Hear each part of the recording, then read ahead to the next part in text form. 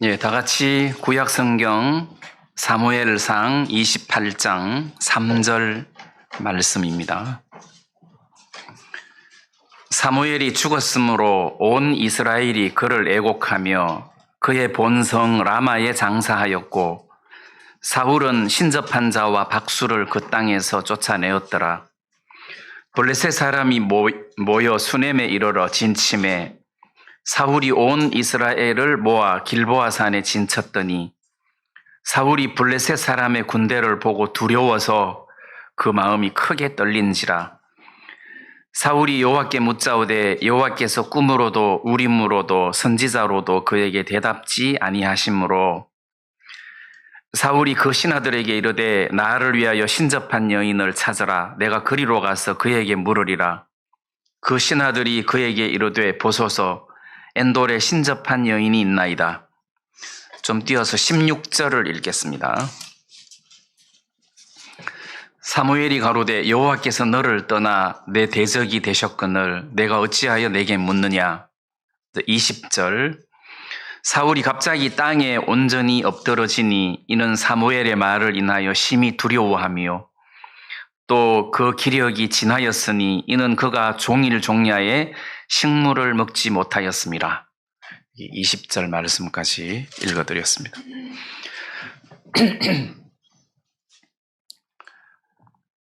우리가 신앙생활 하면서 우리도 모르는 사이에 이 기복신앙이 우리 몸에 배어 있을 수가 있습니다. 내가 하나님을 열심히 잘 믿으면 내가 하는 일이 잘 되고 또 뭐 진급도 하고 돈도 잘 벌고 건강하고 자식들도 잘 크고, 내가 하나님을 잘 못 믿으면 이런 부분에 문제가 생겨서 뭐 직장에서 목이 잘린다든지 뭐 병을 얻는다든지 사고가 난다든지 내가 하나님을 잘 섬기지 못하면 이런 일이 생길 수 있다. 그러므로 우리는 하나님을 좀 잘 섬겨서 이렇게 복을 받고 또 자녀들도 잘 되고 몸도 건강하고 이렇게 했으면 좋겠다. 이런 생각을 가지고 있는 것이 종교라는 거죠. 거의 많은 기성교인들 또는 다른 종교의 불교 신자들 다들 이렇게 뭔가 하나님을 잘 섬겼을 때 이런 어떤 복이 찾아온다. 근데 그런 개념을 가지고 신앙생활을 하면 그게 성경적으로 안 맞다는 거죠. 그럼 예를 들어 갖고 욥기서를 해석할 때 욥을 볼 때 그럼 신앙생활 잘했는데 왜 그런 어려움이 찾아오냐? 그런 어려움 뒤에 더 큰 복을 주지 않았느냐? 복에다가 초점을 맞추면 안 되고 그런 어려운 와중에서도 주님을 배반하지 아니하고 하나님을 찬양할 수 있다는 그것이 우리 구원받은 사람에게 성도로서의 어떤 아름다운 모습이라는 거예요. 자, 어느 날 예수님과 제자들이 길을 가는데 맹인을 봤어요. 제자들이 묻기를 저 사람이 맹인이 된 것은 누구 죄 때문에 맹인이 된 거냐? 본인의 죄냐? 그 부모의 죄냐? 하고 제자들이 질문했을 때 예수님께서 부모의 죄도 아니고 저 맹인의 죄도 아니라 하나님의 영광을 위한 것이다. 저것은 하나님의 영광을 위한 것이지 누구 죄 때문에 그런 것이 아니다. 그래서 예수님이 그 맹인을 고쳐주셨어요. 이제 밝히 보게 됐어요. 그러면서 그 입으로 바리새인들에게 유대인들에게 예수님에 대한 간증을 쭉 이렇게 하는 걸 보면 야, 진짜 저 사람 진짜 똑똑하다. 저 사람 하나님 앞에 영광 돌리는 것을 보면 대단하다. 자, 우리가 여기서 뭘 하나 얻을 수 있느냐 하면 하나님의 영광을 위한 것이다. 그럼 이제 여러분들이 하나님께 영광을 돌릴 때 하나부터 열까지 일사천리로 모든 것들이 잘 풀릴 때 하나님 앞에 영광을 돌린다. 누가 못해요?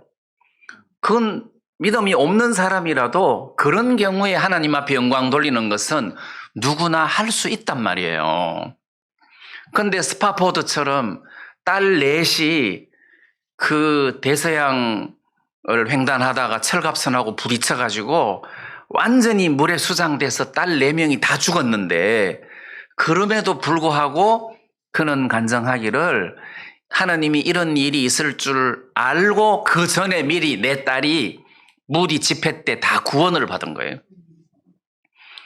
자, 그러면서 그 만든 찬송이 내 영혼 평안해, 내 영혼 평안해잖아요. 그럼 그런 찬송이 하나부터 10까지 모든 일들이 만사 형통 잘 풀릴 때 스파포드가 내 영혼 평안해, 내 영혼 평안해 이렇게 했다면 그런 찬송은 누구나 다 부를 수 있다는 거죠.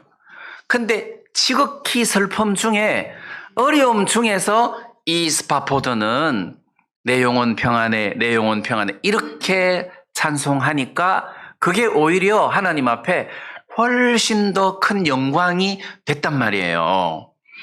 그러면 구원받은 사람의 삶의 목적은 하나님의 영광을 위한 거잖아요.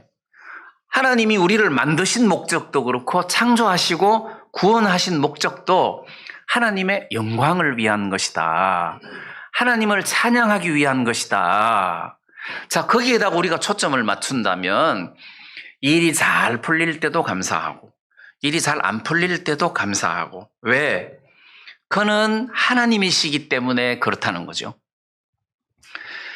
이게 이제 신앙이 아니겠느냐는 겁니다. 만약에 하나님이 목자이시고 우리가 양이라면 푸른 초장을 다닐 때 할렐루야 감사합니다 그러고 사망의 음침한 골짜기를 다닐 때 막 두려워하고 힘들어하고 막 이러면 그게 무슨 믿음을 가진 신앙인이겠느냐. 그렇게 해서는 안 된다. 진정한 믿음의 삶은 사망의 음침한 골짜기를 다니든 푸른 초장을 다니든 쉴만한 물가를 다니든 원수의 목전이든 그거하고 상관이 없다는 것이요. 항상 주께서 나와 함께 하심이라. 내가 행복하고 편안하고 감사하고 이게 마음의 이게 중심에서 흔들려서는 안 된다는 겁니다. 이게 어려운 중에서도 감사를 했을 때 그게 진짜 하나님 앞에 감사하고 영광을 돌리는 것이고 찬양을 돌리는 것이지 만사 형통할 때 감사하는 거는 어린 아이들도 다 할 수 있다는 거예요. 그래서 오늘 아침에 여러분들이 하나님 내가 하는 모든 일들을 잘 되게 해 주십시오. 그러면 내가 예배를 드리고 하나님을 찬양하겠습니다. 그럼 이거는 신앙이 아니라는 거죠. 여러분들이 들어봐도 이게 뭔가 장사수단 같지 않습니까? 무슨 조건부고 무슨 뭐 하나님 앞에 보험 드는 것도 아니고. 하나님, 지금 이 형편보다 훨씬 더 어려운 형편이 나를 찾아온다 할지라도 나는 하나님을 배반하지 않겠습니다. 나는 하나님을 찬양하겠습니다. 이게 진짜 믿음이라는 거죠. 그래서 다니엘의 세 친구가 당신이 나를 풀무불 속에 던져 넣으면 하나님이 우리를 거기서 건져내실 것이다. 하나님이 건져내지 않으실지라도 우리는 저 신상 앞에 절하지 않겠다. 그게 믿음이라는 거죠. 그게 진짜 하나님 앞에 영광을 돌리는 거란 말이에요. 그래서 만약에 여러분들의 형편이 여러분들을 어렵게 하고 여러분들 마음에 낙심이 찾아오고 두려움이 찾아온다면 형편이 어려워서 두려움이 찾아오는 게 아니고 여러분들의 신앙이 하나님을 향하여 깊이 이렇게 젖어 있는 것이 아니고 여러분들이 육에 젖어 있기 때문에 그런 현상이 생기는 것이다. 이렇게 보면 맞다는 거죠. 예를 들어서 혈압이 높다. 나는 혈당이 높다 할 때 내가 단 것을 너무 좋아하고 너무 많이 먹으니까 이런 일이 생기는데, 이걸 좀 줄여야 되겠다 해서 건강 관리를 하듯이, 내가 이렇게 형편이 어렵다고 막 하나님 앞에 원망이 나오고 평안이 깨지고 마음에 감사가 없고 이렇게 된다면 내 신앙에 문제가 있는 거다. 이게 형편이 문제가 아니라 신앙에 문제가 있는 거다. 이렇게 보는 것이 맞다는 거예요. 자, 여러분들이 뭐 한 100만 원 주고 핸드폰을 샀어요. 근데 어떻게 잘못해서 물에 빠뜨렸어요. 근데 물에 빠졌는데 이게 뭐 물이 들어가가지고 작동이 안 된다. 그러면 그거는 핸드폰으로서의 가치가 굉장히 낮은 상황이라는 거죠.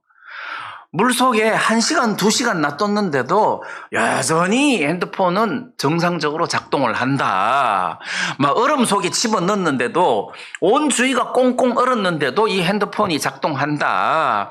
무슨 100m 낭떠러지에서 떨어졌는데도 이게 작동을 한다. 그래서 이게 가치가 있는 거 아니에요. 그 신앙도 마찬가지 아니겠냐는 것입니다.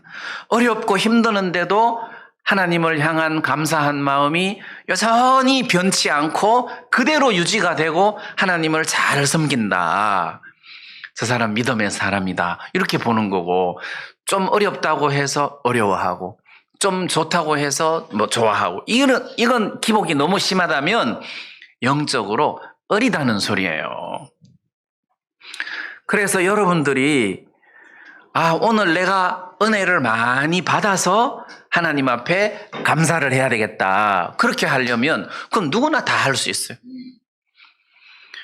근데 내가 오늘 어제보다 훨씬 재앙이 많고 우환이 많은 일들을 만날지라도 내 마음에 나는 하나님을 찬양하겠다. 이 믿음이 진짜 믿음이라는 거죠. 그래서 하박국 생각나지 않습니까? 뭐 외양간에 뭐 소도 없고 우리의 양이 없고 뭐 포도나무에 소출이 없고 감람나무 열매가 없을지라도 여호와의 구원을 인하여 나는 기뻐하겠다 했으니까 그게 진짜 믿음이라는 거예요. 그래서 오늘 아침에 우리가 하나님 앞에 감사하고 하나님께 영광을 돌리고 우리 마음이 기쁨으로 충만할 수 있는 조건이 예수 그리스도께서 내 안에 계신다는 거예요. 나의 주인이시고 나의 남편이시고 나의 목자이시라는 것입니다. 하나님이 내 마음의 주인이라는 단 하나의 조건만으로도 나는 목이 터져라 감사할 수 있어야 되는 거고 하나님께 영광을 돌리고 찬송을 돌릴 수 있어야 되는 거라는 겁니다. 형편하고 상관없이. 그래서 우리가 좋은 형편을 인하여 감사해야 되는 것이 아니라 나를 사랑하신 하나님을 인하여 감사하는 것이 맞다. 그래서 오늘 무슨 은혜를 받아서 감사를 하려고 하지 마시고 이미 내 안에 살아계시는 하나님을 인하여 감사할 수 있었으면 좋겠습니다. 그게 성도로서의 가장 합당한 태도, 모습이라는 생각이 드는 것입니다. 저는 오늘 사무엘상 28장 사울이 블레셋과의 전쟁에서 죽기 전에 지금 사울 왕이 굉장히 두려워하고 고통스러워하는 장면을 오늘 본문으로 읽었습니다.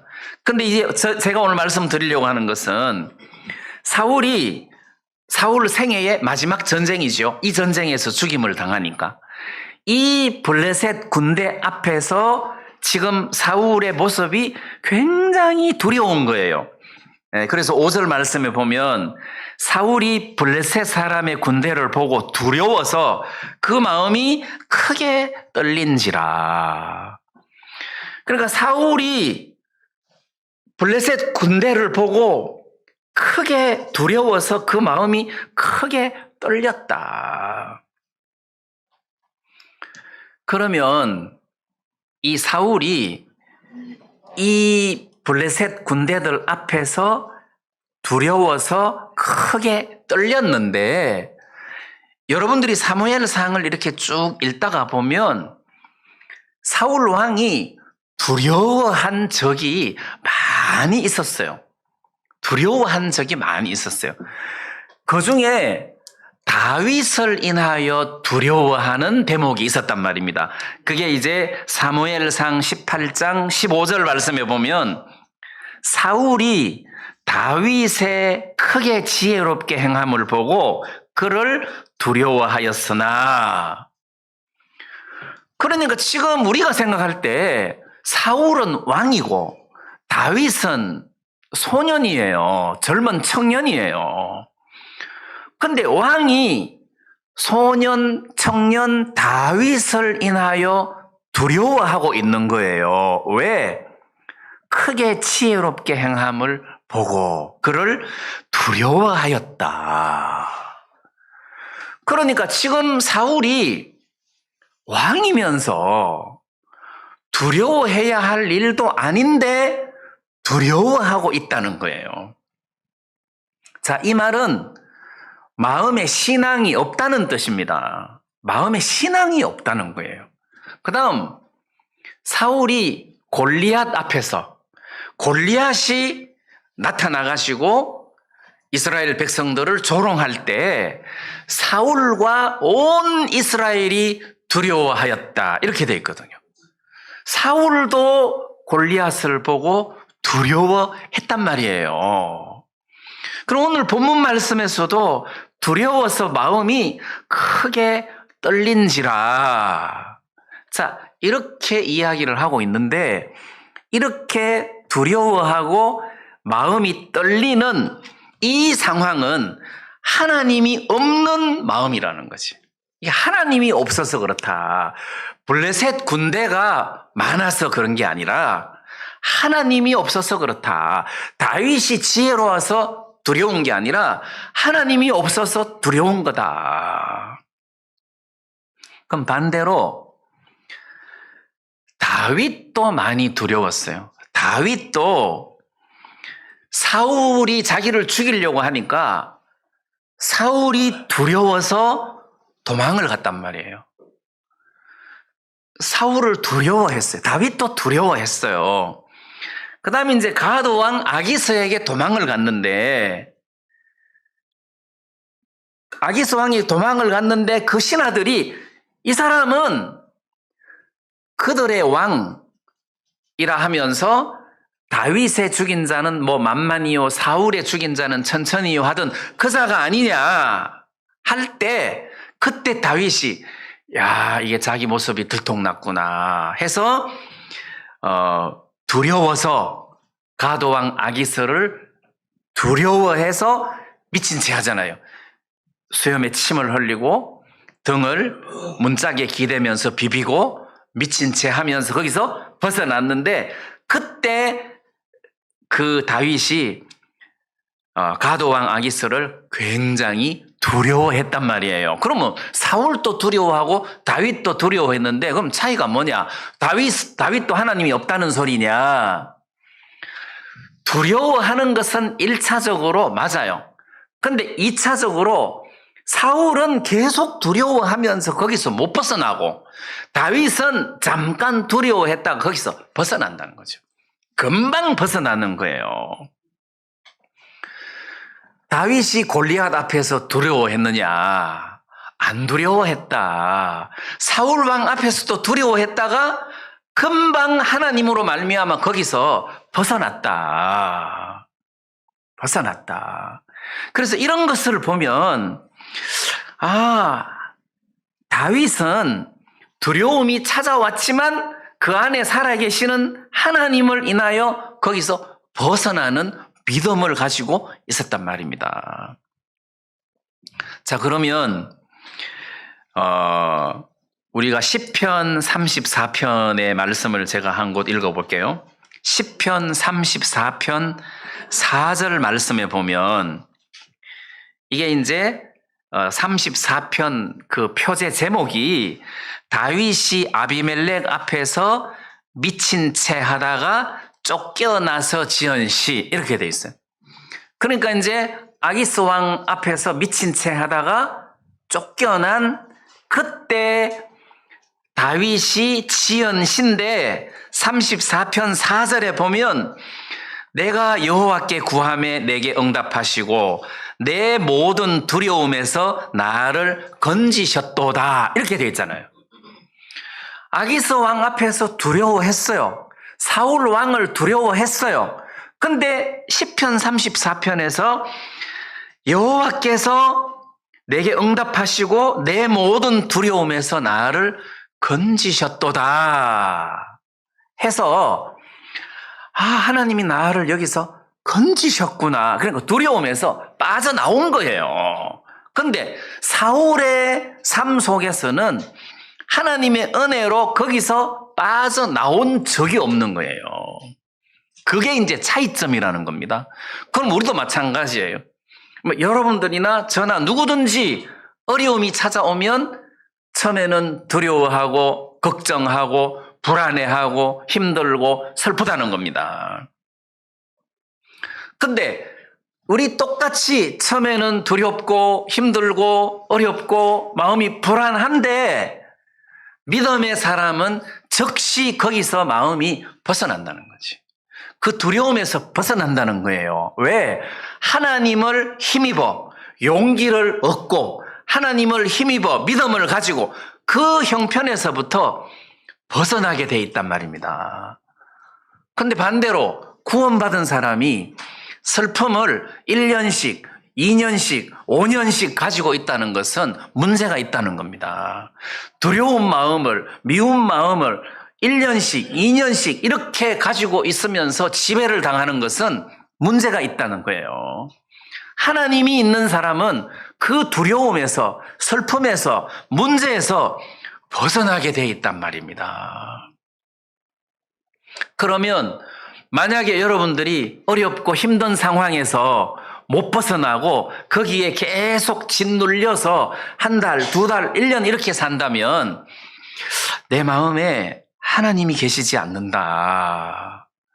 이건 하나님 앞에서 풀어야 될 일이지 형편을 바꾸어야 될 일이 아니다.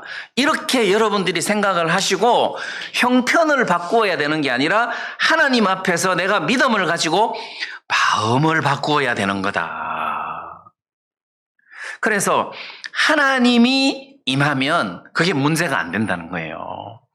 옛날에 김성준 선교사님 브라질 마토크로스 상류 쪽에서 선교를 하셨던 이 선교사님이 그 앞전에 백인 선교사가 토인들에 의해서 목이 잘려가지고 그 시체가 나일강에 떠내려오는 것이 신문에 났는데 그러면 자기가 그 정글 지역에 전도하러 들어갔을 때 처음에 저 사람이 내가 잠자고 있는 동안에 도끼로 내 목을 찍어서 자르면 어떡하나. 저 미개인들이 나도 저렇게 죽일 수도 있지 않겠나. 처음에 이런 생각을 했다는 거지. 처음에는 이렇게 자기가 두려웠다는 거예요. 근데 금방 내가 만약에 저 토인의 도끼에 의해서 내가 목이 잘려서 죽는다고 치면 나는 저 토인이 나를 죽였다고 생각하지 않는다. 하나님이 나를 데려가실 때 토인의 도끼를 사용하셨을 뿐이지 저 토인이 나를 죽였다고 생각하지 않는다. 해서 벗어난 거예요. 두려움에서 벗어난 거예요. 저 토인이 나를 죽여서 죽는 것이 아니라 하나님이 나를 데려가시면 나는 도시에 살아도 죽는다. 하나님을 믿는 믿음이 있으니까 그 토인들의 도끼가 두렵지 않더라는 거예요. 그런데 어느 날 낮잠을 자다가 느낌이 이상해서 눈을 떠보니까 토인 중에 한 사람이 잠자는 자기를 많이 쳐다보고 있더라는 것이. 얼마나 무서웠겠어요. 눈을 딱 떴는데 이렇게 놀라면 상대방도 놀라니까 눈을 딱 뜨면서 웃었다는 거예요. 그러니까 그 사람들도 웃더라는 거지. 웃더라는 거지. 그러면 굉장히 친해진다는 거예요. 말을 안 통해도 웃음은 뭐라 그럴까요? 할렐루야처럼 공통어예요. 그 웃음이 이 두 사람 사이를 엄청 가깝게 만들어 줬다는 거예요. 그런데 진짜 하나님을 믿는 믿음의 사람은 어떤 두려움이 왔을 때 거기서 벗어난다는 거죠. 그게 막 계속 두려움 속에 사로잡히는 게 아니라 벗어난다는 거예요. 우리도 마찬가지 아니겠어요? 우리가 어렵고 힘들 때, 이 문제만 해결되면 나는 이제 평안하고 행복할 거야. 그럼 이 문제 해결하고 나면 이 문제가 터지는데. 그럼 평생 행복하거나 하나님 앞에 감사할 수는 없는 거예요. 이런 것이 있을지라도, 이런 문제들이 사방 있을지라도, 사방으로 우겨싸임을 당하여도 나는 쌓이지 않는다. 하나님을 인하여 나는 감사하겠다 해서 거기서 빠져나와야 된다는 거죠. 근데 다윗은 그게 되는데 사울은 그게 안 된다는 거죠.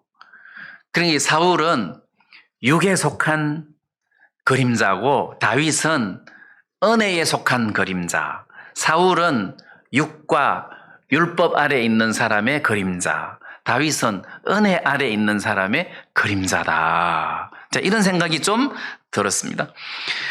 그 다음에 이제 아까 우리가 본문에서도 읽었지만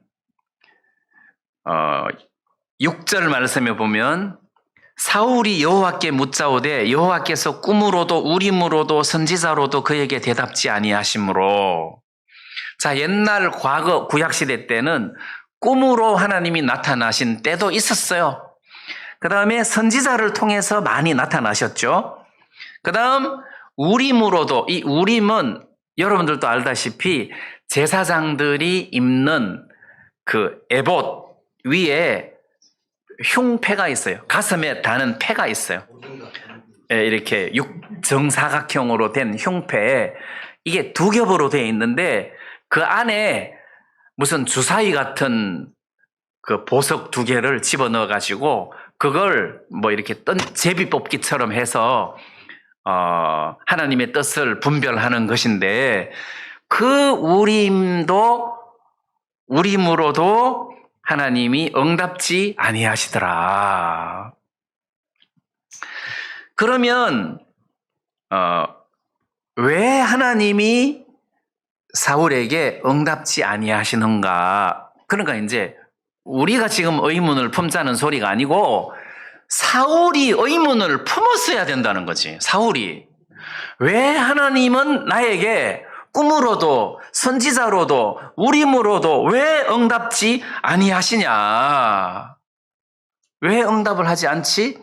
그러면 언제부터 응답을 하지 않았지? 왜 나한테는 하나님이 은혜를 안 베풀지? 이거를 생각하고 원인을 찾아서 분석하고 해결을 했었어야 된다는 거죠. 그러니까 내가 이 성경을 읽다가 보면 사울이 답답하다. 이 사람 왕인데 참 답답하다. 그 밑에 있는 자식들, 그 밑에 있는 백성들 신앙이 없으니까 고생을 많이 하겠다는 생각이 드는 거예요. 하나님을 믿는 백성인데 하나님이 응답을 안 하면 왜 응답을 안 하는지 찾아야 되는 거예요. 근데 이게 사울에게는 이게 없어요. 왜 응답을 안 하지? 이게 없어요. 그래서 그 원인을 추적해서 하나님 앞에 회개한다든지 자기 자신을 돌이킨다든지 마음을 바꾼다든지 이런 것이 사울에게는 없었더라. 그러니까 이제 감각이 전혀 없는 거예요. 감각이 없는 거예요. 하나님이 자기를 떠났는데도 하나님이 자기를 버렸는데도 감각이 없어요. 그리고 신접한 여인을 찾아가고 신접한 여인을 찾아가면 감각이 와야 되잖아요. 율법에 금하는 건데 이거 아닌데 뭔 감각이 와야 되는데 그냥 기필코 신접한 여인을 찾아가는 것을 보면 이 사울 왕은 하나님을 향한 감각이 없어요. 사울 왕이 어느 날 높 땅에 제사장 세마포 옷을 입은 제사장 85인을 도액을 시켜갖고 다 죽였잖아요. 제사장 85인을 사울이 다른 신하들에게 죽이라 하니까 다른 신하들은 못 죽이는 거예요. 하나님의 제사장을 죽이기가 두렵다 해서 못 죽이는데 도액은 이방인이잖아요. 죽여라. 그러니까 가서 그냥 싹 다 죽여버린 거예요. 어린아이까지, 젖먹이까지, 짐승들까지 높당을 완전히 다 멸절시켰잖아요. 그럼에도 사울은 감각이 없었어요. 야, 하나님의 제사장을 내가 죽였다. 이런 감각이 없었어요. 그럼 반대로 다윗은 어느 날 사울이 다윗을 잡아 죽이려고 하니까 다윗이 도망을 갔는데 도망을 가서 어디 굴 속에 숨었단 말입니다. 근데 사울이 양우리에 보니까 굴이 있었는데 발을 가리운다는 말은 성경에서 용변을 보는 것을 말합니다. 용변 그러면 단어가 더럽잖아요. 그래서 아주 완곡한 표현으로 쓸 때 그렇게 이제 발을 가리우러 들어갔다. 근데 그 굴 속에 다윗과 그 일행들이 있었잖아요. 용변 보고 있는데 다윗이 뒤로 살곰살곰 와가지고 사울의 옷자락을 잘랐어요. 사울의 옷자락을 자르고 다윗이 어떻게 했습니까? 마음이 찔려.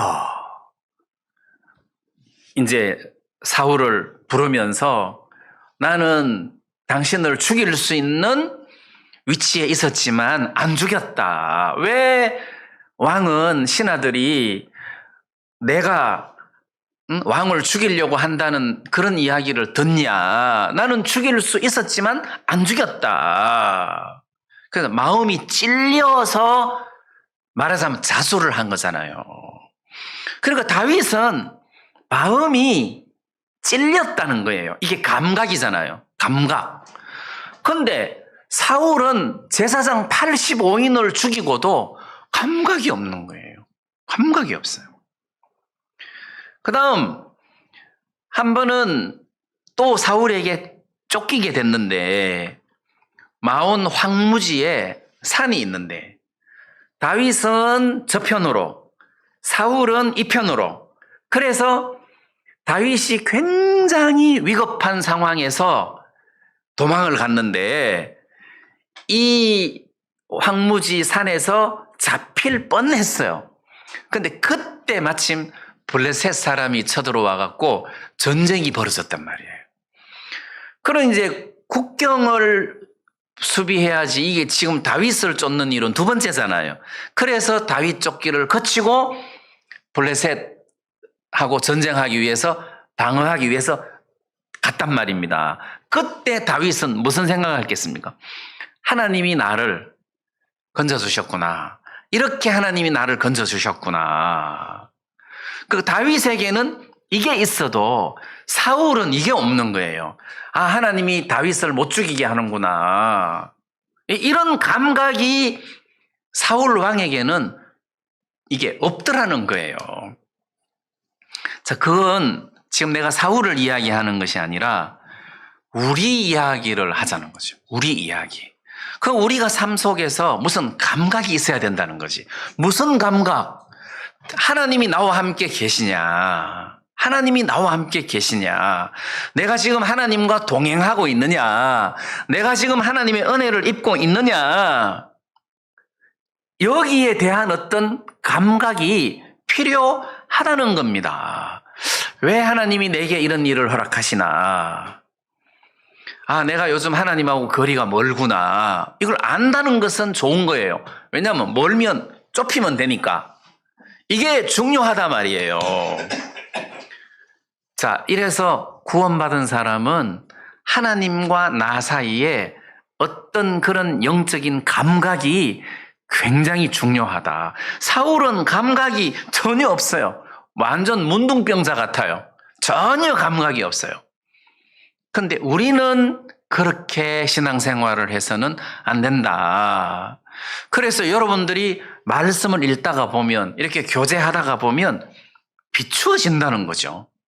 틀림없어요. 이렇게 개인적으로 성경을 읽는다든지 이렇게 말씀을 듣는다든지 이렇게 와서 형제 자매들하고 교제를 한다든지 이렇게 할 때 틀림없이 보여지는 것이 있다는 겁니다. 내가 거울을 보는데 얼굴이 계속 시커멓겠습니까? 검정 묻은 것을 그냥 계속 놔두겠습니까? 내가 거울을 보는데 안 그렇죠. 보면 고친단 말이에요. 그래서 이런 어떤 감각이 살아있을 때는 우리가 제대로 영적인 신앙생활을 할 수가 있다는 거죠. 아, 하나님이 나를 이끄시는구나. 그래서 전에도 말씀드렸지만 내가 구원을 받고 나니까 요즘 복음 전할 때는 그 사람을 죄에 깊숙하게 빠뜨려서 거기에서 형제들아 내가 어찌할꼬 이렇게 해서 구원을 받아야 이게 좀 선이 분명한데 누가 내 허락도 없이 죄를 가져갔는데 뭐 이렇게 하면서 죄가 없어졌다는 것만 강조하다가 보니까 선이 애매하잖아요. 근데 나는 구원을 딱 받고 나니까 하나님이 나를 이렇게 구원하시려고 죄 사함을 주시려고 나를 죄 속에 빠뜨렸구나 이 생각이 들더라고요. 그리고 과거로 하나님이 나에게 은혜를 베푸시려고 죄 속에 빠뜨렸구나. 그래서 방황하게 하시고 그 죄 사함에 대한 목마름을 주시고 찾게 하시고 그래서 이거를 만났더니 내가 기쁨으로 이거를 받아들이고 내가 너무 기뻐서 이거를 막 간증을 하고 막 복음을 전하고 싸우고 막 이렇게 하다가 보니까 내가 성경 말씀을 많이 모르구나 하는 그런 어떤 목마름이 생겨가지고 선교학교를 한다고 하니까 기쁨으로 들어가고 거기서 배우고 복음을 전하고 이렇게 하나님이 나를 이렇게 이끌어 가시는구나 이런 감각이 있는 거예요. 선교회를 나왔어도 내가 이렇게 살아서는 안 되지. 너 어떻게 살래? 믿음으로 살죠. 왜 사는데? 하나님의 영광을 위하여 살겠습니다. 하나님께 예배를 드리기 위해서 제가 살겠습니다. 근데 나와서 자연스럽게 복음을 전하기 위해서 책도 만들게 하시고 자연스럽게 수양회도 하게 하시고 자연스럽게 교회도 하게 하시고 또 유튜브에 말씀도 올리게 하시고 자연스럽게 하나님이 나를 이렇게 이끌어 가시는 것을 내가 경험을 하겠더란 말이에요. 그럼 어떤 때는 내가 요즘 하나님하고 참 멀다. 내가 요즘 타락했구나. 그것도 괜찮은 거예요. 그걸 모르면은 문제지만 알면 돌아선단 말입니다.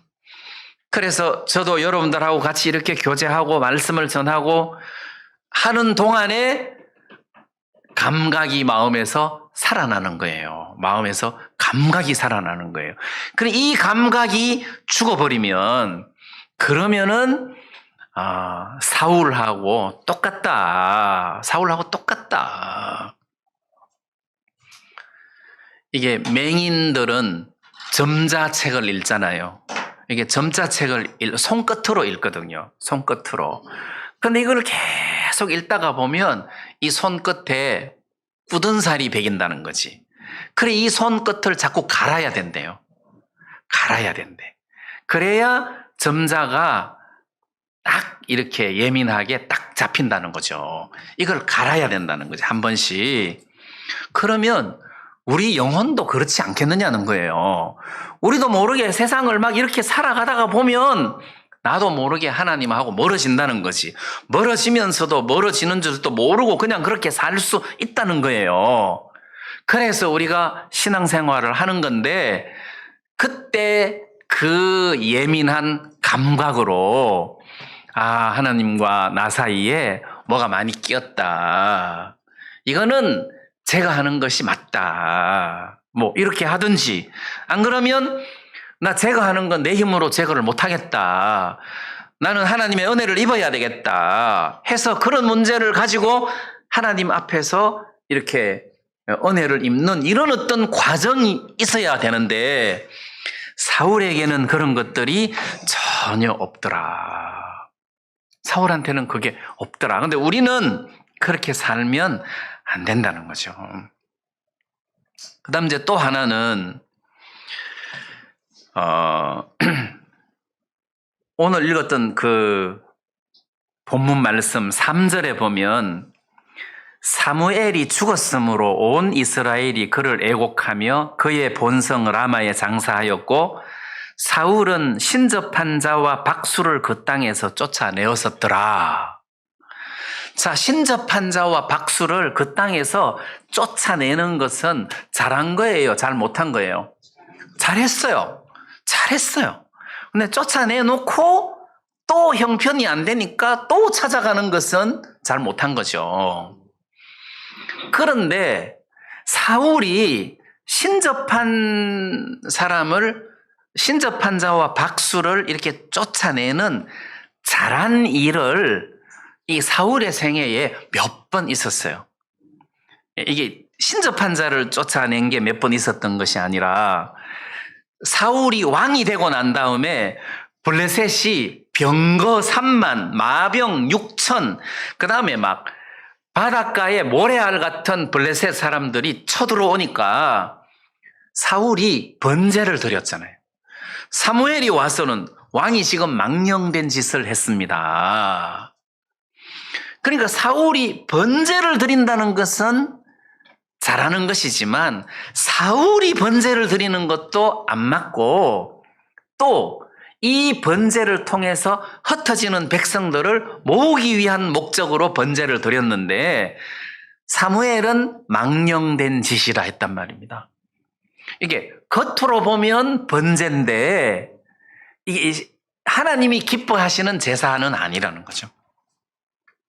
그 다음에 요나단의 믿음으로 블레셋하고 전쟁에서 이겼을 때 그때 사울이 금식을 선포했잖아요. 저녁 때까지 이 원수를 다 보복할 때까지 식물을 입에 대는 사람은 백성 중에서 끊쳐질 것이다. 금식을 선포했단 말이에요. 그러니까 사울이 번제를 드린다든지 신접한 자를 쫓아낸다든지 금식을 선포한다든지 왜 왕이 되기 전에 아버지가 암나기들을 잃어버렸을 때 좀 찾아오느라 해서 종자랑 같이 암나기를 찾아다니는데 아무리 찾아도 없으니까 종이 여기 근처에 선지자가 있는데 가서 물어보면 어떻겠습니까? 예물이 없다.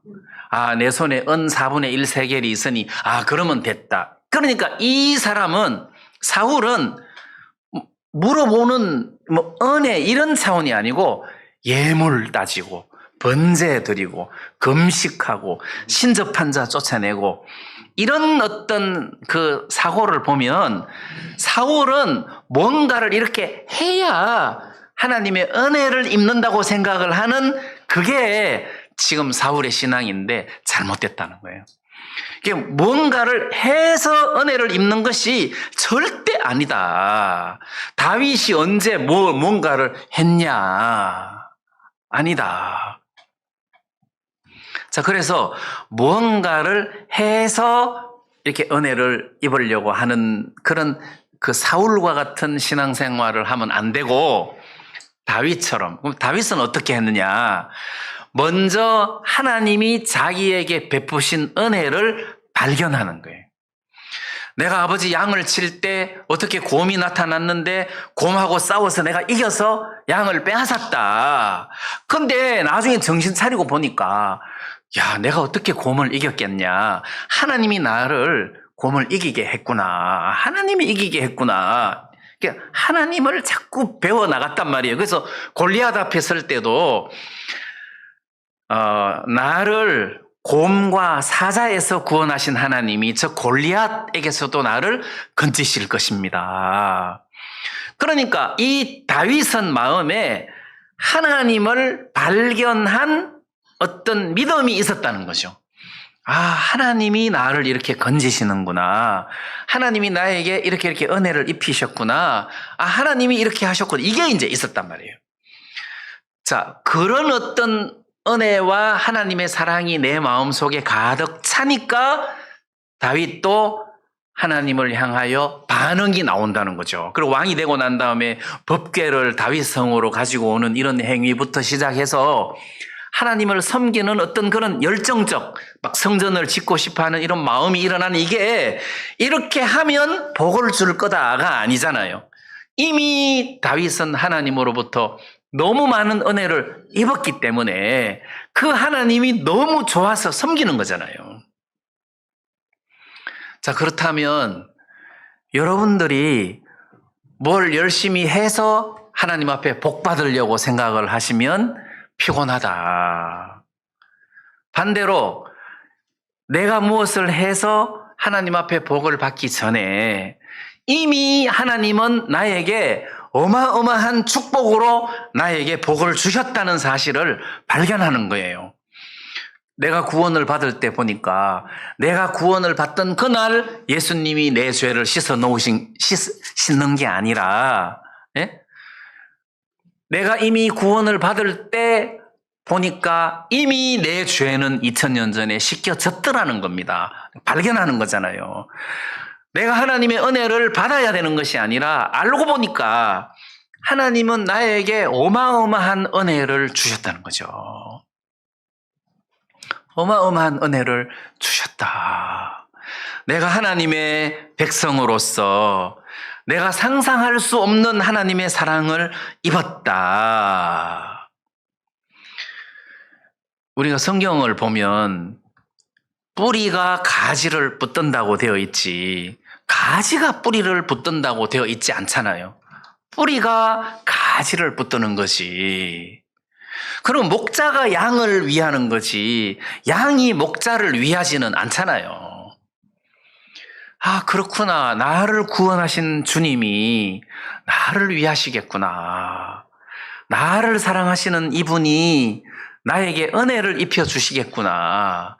그게 내 마음속에서 발견이 되면 나는 저절로 목자이신 예수님 앞에 무릎이 꿇어지고 감사가 되고 기쁨이 되고 영광이 되고 그렇게 된다는 거죠. 그래서 오늘 여러분들이 무슨 특별한 은혜를 입으려고 애를 써야 되는 것이 아니라 이미 하나님은 여러분들에게 더 이상 줄 것이 없을 만큼 줬어요.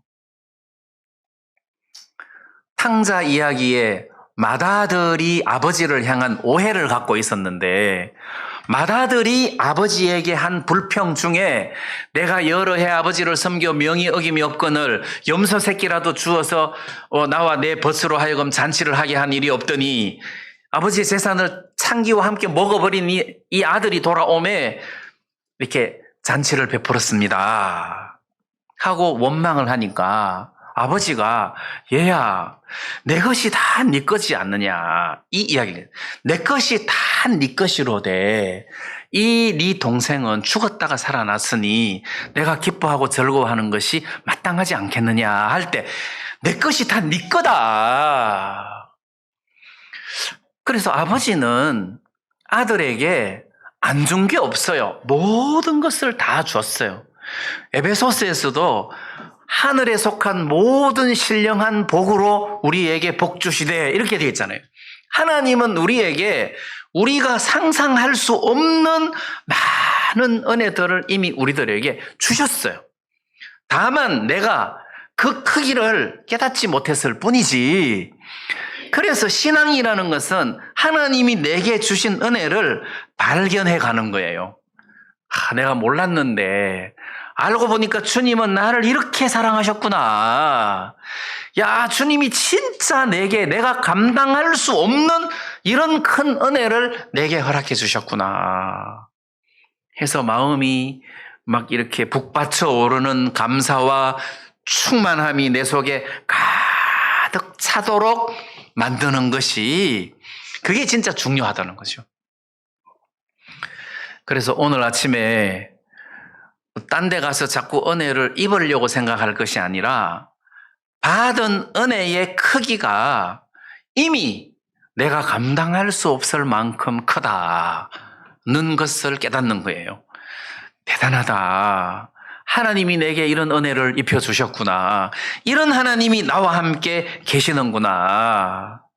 이제 이렇게 우리가 생각할 수 있었으면 좋겠고, 그 다음에 아까 그 뒷부분을 제가 읽었는데 20절, 28장 20절, 사울이 갑자기 땅에 온전히 엎드러지니 이는 사무엘의 말을 인하여 심히 두려워하며 또 그 기력이 지나였으니 이는 그가 종일 종야의 식물을 먹지 못하였음이라. 그래 내가 이 말씀을 읽을 때 사울이 굉장히 불쌍하더라고요.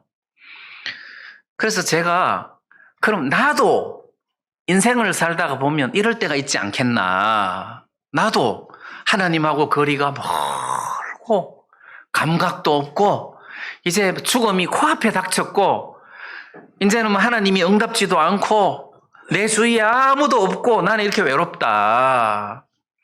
그래서 사울이 심히 두렵다. 이 상황에서 내가 말씀을 읽다가 너 같으면 이 상황에서 어떻게 하겠냐. 길이 없을 때 어떻게 하겠냐.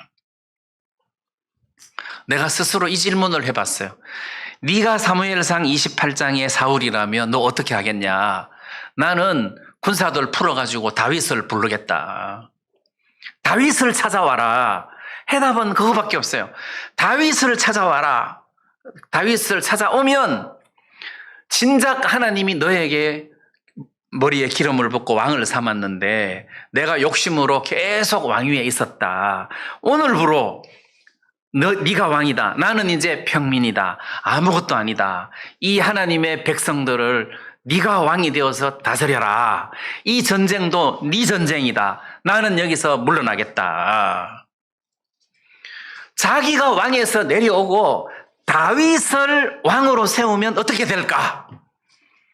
나는 이게 역전될 거라는 생각이 드는 거예요.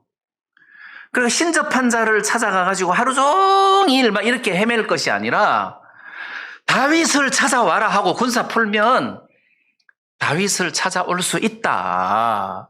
다윗이 도착하면 길이 열린다. 틀림없이. 왜? 하나님은 이 전쟁으로 사울을 죽이고 다윗을 세우기를 원하니까.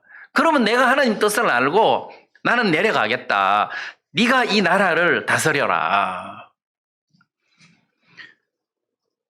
이게 해답이지 않을까 이 생각이 들었어요. 그러면 우리가 이 세상을 살면서 어렵고 힘든 이유가 뭡니까? 내가 왕이라서 그래요. 내가 왕이라서 그래요. 예수님이 왕이면 괜찮은데 내가 왕으로서 내가 결정하고 내가 헤쳐나가고 내가 모든 것들을 책임지려고 하니까 이게 힘드는 거예요. 어려운 일을 만났을 때 내가 이걸 해치려고 하니까 힘들고 이게 길이 없고 이제 문제가 생기는 거예요. 근데 반대로 내 인생의 주인은 예수님이시다. 주님이 나를 망하게 하시면 나 받아들이겠다. 나 망하겠다. 주님이 나를 넘어뜨리시면 나 넘어지겠다. 근데 그분은 인자하신 분이고 사랑이 많으신 분이기 때문에 나를 넘어뜨리셨다가도 다시 그분은 일으켜 세우실 분이다. 그래, 난 넘어지더라도 괜찮다. 나는 주님에게 내 왕권을 물려드리겠다 해서 주님에게 이 왕권을 이렇게 넘겨드리고 나는 그 발 아래 딱 엎드려서 나는 당신의 노예입니다. 나는 당신의 종입니다. 하고 고백을 하고 실제로 여러분들이 그 주님의 종이 되면 주님이 내 인생을 책임지시고 내 인생에 은혜를 베푸시면서 주인 역할을 하시지 않겠느냐는 거예요. 그래서 지금 이 사울이 심히 두려워하는 것은 사무엘이라도 살아있으면 가서 물어볼 텐데 죽었잖아요. 신접한 사람을 찾아가서 사무엘을 불러올리라 해서 사무엘 이야기를 들었는데 이게 해답이 아니에요. 사울은 다윗을 찾아가야 돼요. 그래서 다윗을 세워야 돼요. 그러면 이 나라에 소망이 생길지도 몰라요. 길이 전혀 없는데 왕이 하루 종일 아무것도 먹지 못하고 심히 두려워 떨면서 죽을 날만 기다리고 있는 그런 어떤 모습을 볼 때 너무 사울이 안 됐더라고요. 그리고 이 사울이 이 전쟁에서 죽었어요. 전쟁에서 죽으니까 그 군대 장관 아브넬이 이 사울의 아들 이스보셋을 세워 왕으로 삼잖아요. 그래서 또 세월이 또 한참 지나가잖아요.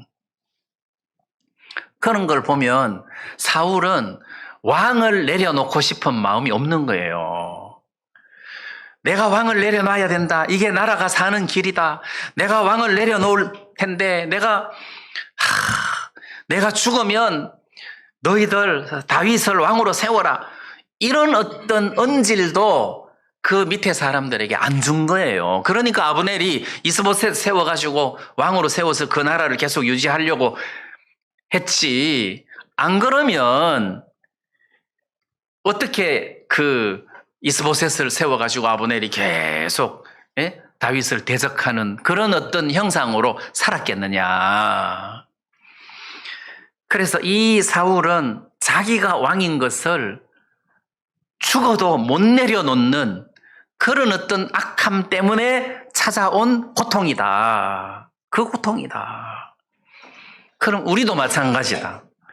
우리도 고통이라는 것은 문제가 많아서 고통이 아니라 내가 왕이기 때문에 찾아오는 고통이다.